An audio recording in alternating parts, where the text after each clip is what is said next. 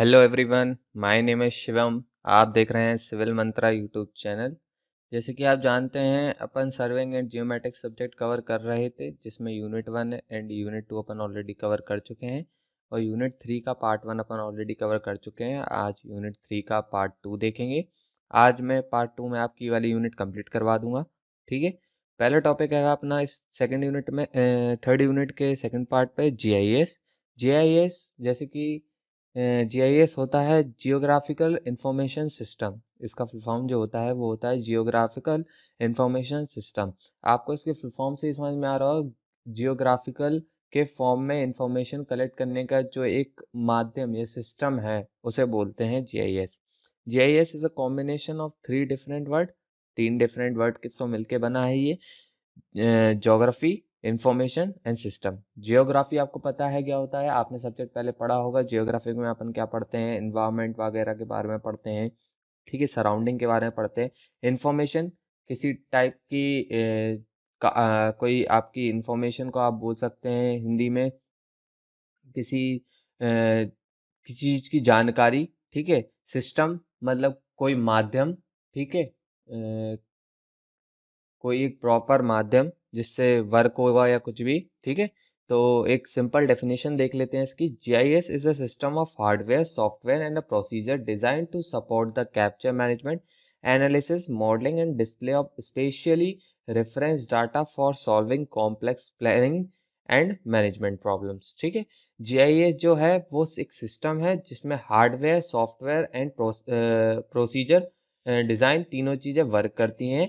ये सपोर्ट करती है मैनेजमेंट और एनालिसिस और मॉडलिंग के काम में ये आता है जीआईएस आपके। ठीक है। जो कॉम्प्लेक्स प्लानिंग रहती है आपकी, जैसे कोई भी कॉम्प्लेक्स थिंग है वो आप सॉल्व कर रहे हैं, उस सॉल्व करने के हेल्प में आता है आपका जीआईएस।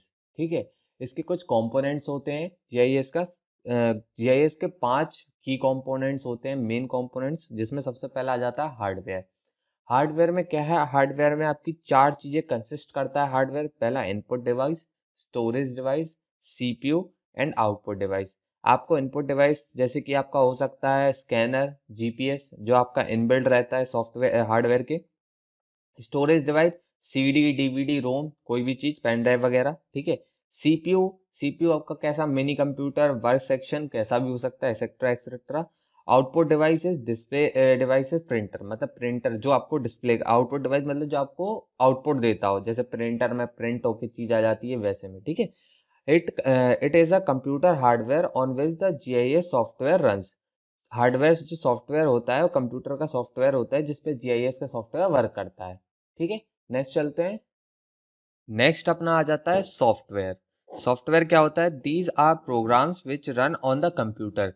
कोई भी प्रोग्राम जो कि रन करता है वो कंप्यूटर, वो होता है सॉफ्टवेयर। कोई भी प्रोग्राम जो रन करता है उसे अपन सॉफ्टवेयर बोलते हैं। These programs provided function and tool to store, analysis and display geographic information। ठीक है। ये सॉफ्टवेयर किस काम में आता है? ये आता है क्या कहते हैं, आपके जो भी सॉफ्टवेयर या कोई भी जो सॉफ्टवेयर आपके काम में आता है, इस काम में आता है कोई भी स्टोर या एनालिसिस, किसी भी चीज को स्टोर करना या किसी भी चीज का एनालिसिस करना, गुणा भाग करना, और किसी भी चीज को डिस्प्ले करना, इंफॉर्मेशन को, कोई भी इंफॉर्मेशन डिस्प्ले करने को, जियोग्राफिक इंफॉर्मेशन को डिस्प्ले करने के लिए सॉफ्टवेयर का यूज।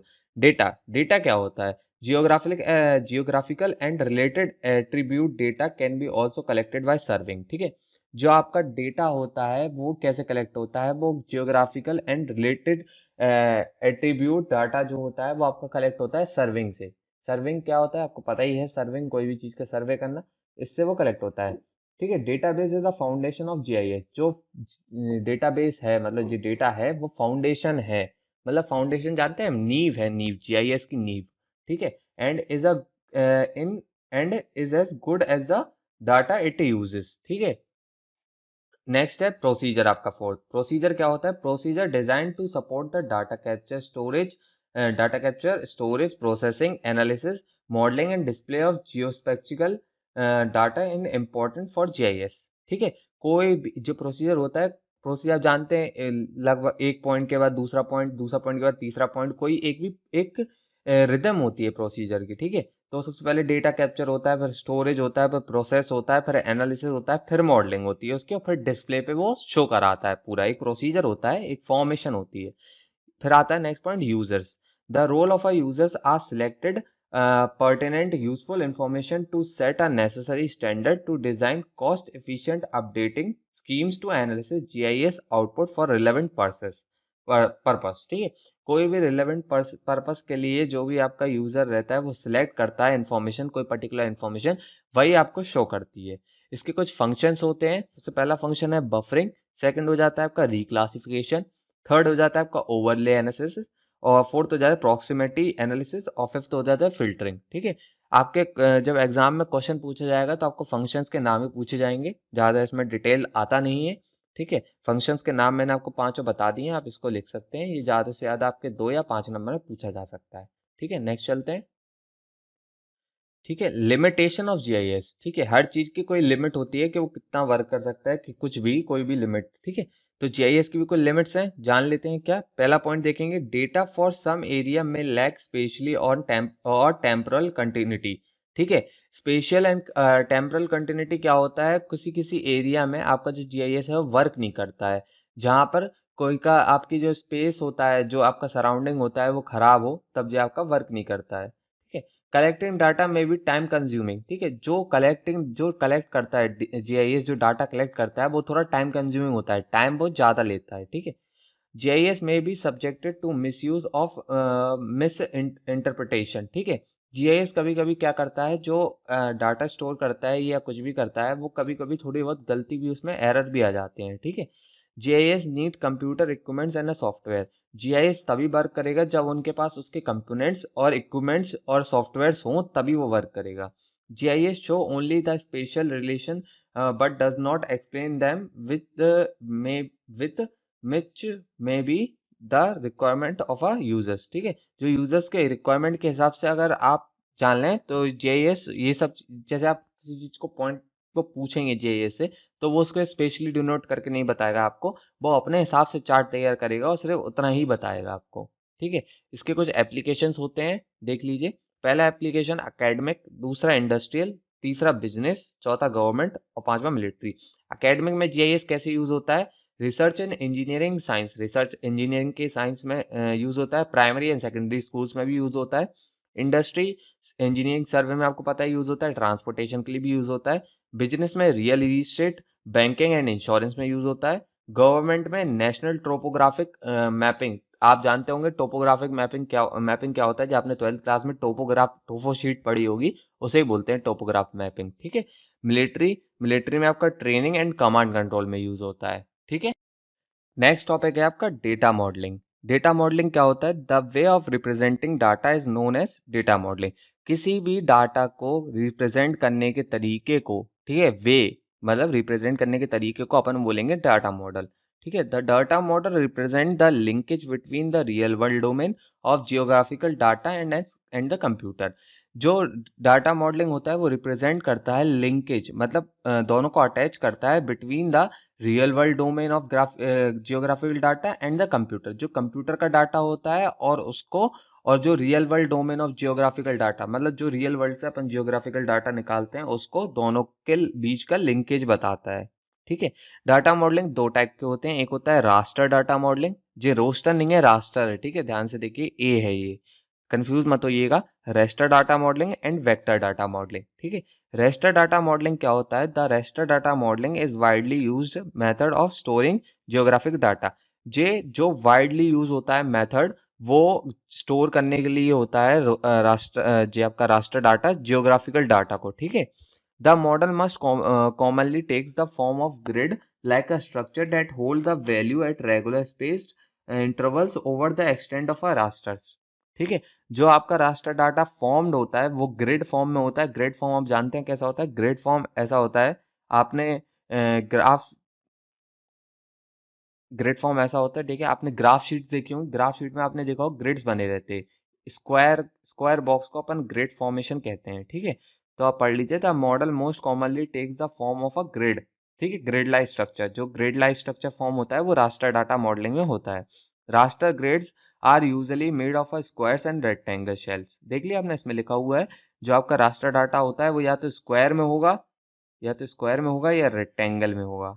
ठीक है, वेक्टर डाटा मॉडलिंग क्या होता है? Vector data modelling, in vector data modelling are geographical data types where data is stored as a collection of points, line and a polygon along with the attribute data। जो इसमें data store होता है वो हो जाता है आपका grid forum में, लेकिन जो इसमें डाटा स्टोर होता है वो आपका पॉइंट, लाइन, पॉलीगॉन, ठीक है, इसके फॉर्म में आपका स्टोर होता है, ठीक है। In vector modeling, the position of a point, line and an area is precisely specified। जो आपका वेक्टर डाटा मॉडलिंग होता है इसमें पहले से ही आपके पॉइंट, लाइन और एरिया जो भी होता है उसको पहले से आपको स्पेसिफाइड करना पड़ता है, जब जाके वो फॉर्मेशन होती है। The position of each object is defined by a series of coordinate pair. Coordinate समझते हैं आप, एक्स वाई जेड, इसको अपन कोऑर्डिनेट्स बोलते हैं। इसके बिहाफ पे ये सॉल्व होता है, फॉर्मेशन होती है इसकी वेक्टर डाटा मॉडलिंग की, ठीक है।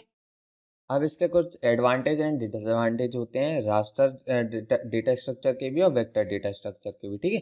रास्टर डेटा स्ट्रक्चर के एडवांटेजेस होते हैं, सिंपल डाटा स्ट्रक्चर, डाटा बिल्कुल सिंपल होता है। इजी एंड एफिशिएंट ओवरलेइंग, इजी होता है एंड एफिशिएंट होता है अपन को समझने के लिए। Compatible with a remote sensing imaginary, remote sensing imaginary में आपको फोर्थ यूनिट में पढ़ाऊंगा, ठीक है, जो उसके कंपैरेटिबल में इजी होता है। High special variability is efficient represented, sorry, जो इसका वर्बिलिटी होती है, जो अपन देखते हैं, जो अपन विजुअल करते हैं, वो बहुत आसान होती है, ठीक है। इसके कुछ डिसएडवांटेज होते हैं, जो इसकी फाइल होती है वो लार्ज होती है, large file size, difficult to build topological relationship, जो टोपोलॉजिकल रिलेशनशिप होते हैं वो फॉर्म करने में इसमें थोड़ा डिफिकल्ट होता है, ठीक है। इनसफिशिएंट प्रोजेक्शन ट्रांसफॉर्मेशन, ठीक है, जो इसका प्रोजेक्शन होता है वो थोड़ा एक्यूरेट नहीं होता है, ठीक है। Loss of information when uses a large cell, जब हम कोई लार्ज सेल बनाते हैं, जैसे कोई लार्ज ग्रिड फॉर्मेशन करते हैं, तो उसमें क्या होता है, इंफॉर्मेशन कुछ लॉस हो जाती है। डिफिकल्ट टू एडिट, इसमें अपन कुछ एडिट करना हो तो वो थोड़ा डिफिकल्ट हो जाता है एडिट करना, ठीक है। वेक्टर डाटा स्ट्रक्चर क्या होता है, इसमें भी एडवांटेज डिसएडवांटेज होते हैं। इसके एडवांटेज होते हैं सिंपल फाइल साइज, ठीक है, फाइल साइज जो होती है वो सिंपल होती है, ज़्यादा बड़ी नहीं होती है। Individual identify for a discrete object like line, polygons etcetera etcetera, ठीक है। जो भी फॉर्मेशन होती है डिस्क्रीट ऑब्जेक्ट्स की, वो लाइन या पॉलीगॉन्स में होती है। Efficient for topographical represent relationship, ठीक है। इसमें भी जो टोपोग्राफिकल रिलेशनशिप होता है वो एफिशिएंट रहता है, मतलब कम मात्रा में रहता है। Efficient for a projection transformation, जो प्रोजेक्शन होता है, मतलब जब उनको दिखता है उसकी ट्रांसफॉर्मेशन, मतलब उसको एडिट करने के लिए भी ये थोड़ा एफिशिएंट होता है, एडिट हो जाता है। इसमें नहीं होता है, इसमें हो जाता है। डिसएडवांटेज, कॉम्प्लेक्स डाटा स्ट्रक्चर, जो डाटा होता है वो थोड़ा कॉम्प्लेक्स हो जाता है क्योंकि लाइन और पॉलीगॉन के फॉर्म में रहता है, ठीक है, इसलिए वो कॉम्प्लेक्स हो जाता है। डिफिकल्ट ओवरले ऑपरेशन, ओवरले मतलब अपन को इसके ऊपर से कुछ एडिट वगैरह करना हो या इसको सॉल्व करना हो तो वो थोड़ा डिफिकल्ट हो जाता है। Not compatible with remote sensing imaginary, ठीक है, जो रिमोट सेंसिंग होता है उससे कैपेबल नहीं रहता है, ठीक है। Not appropriate to represent continuous data, कोई भी डाटा को कंटिन्यूअसली शो नहीं करता है, थोड़े टाइम बाद वो डिसॉल्व हो जाता है, ठीक है। ये इस यूनिट का लास्ट टॉपिक है, डेटा एक्यूमुलेशन। डेटा एक्यूमुलेशन क्या होता है, is the collecting special data for available resource, example maps, photograph image and converting it into a digital form. कोई भी अपने पास स्पेशल डाटा हो जो अवेलेबल, जो मैप के फॉर्म में हो या फोटोग्राफ के फॉर्म में हो या इमेज के फॉर्म में हो, ठीक है, किसी भी फॉर्म में हो, उसको अपन डिजिटली फॉर्म में कन्वर्ट कर देते हैं, उसको बोलते हैं डाटा एक्यूमुलेशन। इसके कुछ सोर्सेज होते हैं, 5 सोर्स होते हैं। पहला सोर्स देख लेंगे, data for satellite remote sensing, ठीक है, जो डेटा होता है वो रिमोट सेंसिंग के लिए, ठीक है। और डिजिटल डाटा फॉर जीपीएस, जो डिजिटल डाटा होता है जीपीएस का, उसे भी अपन कन्वर्ट करते हैं, ठीक है। और डेटा फॉर इंटरनल, ठीक है, डेटा फ्रॉम इंटरनेट, जो भी इंटरनेट से डेटा कलेक्ट होता है उसको भी अपन डिजिटल फॉर्म में कन्वर्ट कर देते हैं। डेटा फॉर एरियल फोटोग्राफी के लिए। और डेटा फॉर एग्जिस्टिंग मैप, जो मैप होते हैं उसके लिए, ठीक है। आज के लिए बस इतना ही, आपकी यूनिट यहाँ थर्ड खत्म हो चुकी है, आपकी थर्ड यूनिट बस इतना ही था। मैंने आपको पूरा इंपॉर्टेंट पॉइंट सबरे कवर करा दिए हैं, ठीक है। मिलते हैं नेक्स्ट वीडियो में यूनिट 4 के साथ। Thank you.